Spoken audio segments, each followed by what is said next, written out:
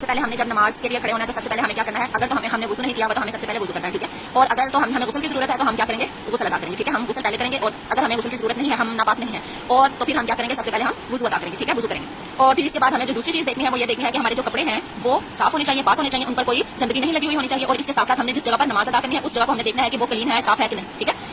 اس کے بعد ہم نے کیا کرنا ہے، اپنا سطر دیکھنا ہے. سطر ہم کسے کہتے ہیں، پردے کو. جو عورت ہوتی ہے اس کو وہ اپنے آپ کو مکمل پورے کا پورا نماز میں ڈھانپتی ہے سوائے منہ کے اور پاؤں کے. پاؤں ہاتھ اس کے نظر آتے ہیں، پاؤں نظر آتے ہیں اور منہ نظر آتا ہے، ٹھیک ہے. اس کے علاوہ اس کو پورے کا پورا اپنا جسم چھپانا ہوتا ہے. جبکہ آدمی جو ہوتے ہیں جو وہ کیا کرتے ہیں، ان کا اتنا پورا نہیں ہوتا بلکہ ان کو اپنے گھٹنوں تک اپنے جسم کو چھپانا ہوتا ہے، ٹھیک ہے. اچھا، ہم تو اس کی بات کریں گے نا، آپ گرل ہو تو میں آپ کو وہ نماز سکھاؤں گی، ٹھیک ہے. اچھا جی، اب ہمیں کیا کرنا ہے، ہم نے جو ایک اور چیز دیکھنی ہے وہ کیا دیکھنا ہے کہ ہمارا جو رخ ہے نماز پڑھنے کے لیے وہ قبلہ کی طرف ہونا چاہیے. اگر تو ہمارا قبلہ کی طرف نماز کا رخ نہیں ہے تو پھر ہماری نماز ادا نہیں ہوتی، اور ہمیں اس چیز کو مست دیکھنا ہوتا ہے کہ ہمارا رخ قبلہ کی طرف ہونا چاہیے. اور ہمیں یہاں پر قبلے کا پتہ ہوتا ہے، یعنی گھر میں ہو ہم تو ہمیں پتہ ہوتا ہے کہ ہمارا قبلے کا رخ کس طرف ہے. اور اگر ہم کہیں باہر ہوں، کسی کے گھر گئے ہوئے ہوں آؤٹ آف سٹی، تو پھر ہمیں ان سے پوچھنا پڑتا ہے، اور پھر ہم ان سے پوچھ کے تو پھر ہم وہ کرتے ہیں، ٹھیک ہے، کہ آپ کا قبلہ کس طرف ہے. پھر وہ ہمارے ریلیٹیوز یا جانے والے ہمیں بتا دیتے ہیں اور ہم اس طرف منہ کر کے نماز ادا کرتے ہیں، ٹھیک ہے.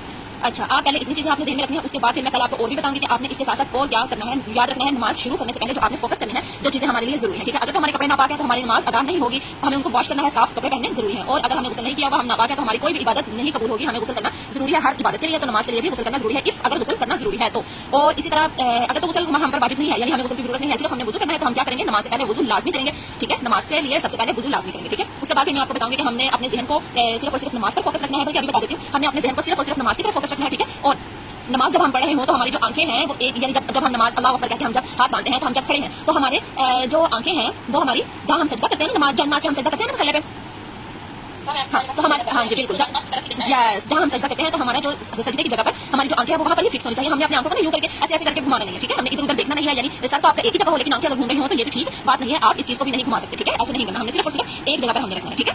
اور اگر جب ہم رکوع کی طرف جاتے ہیں، اچھا چلیے ہم باقی انشاءاللہ کل دیکھیں گے، ٹھیک ہے. ابھی آپ مجھے کل میں سنائیں، پھر اس کے بعد ہم آگے جائیں گے.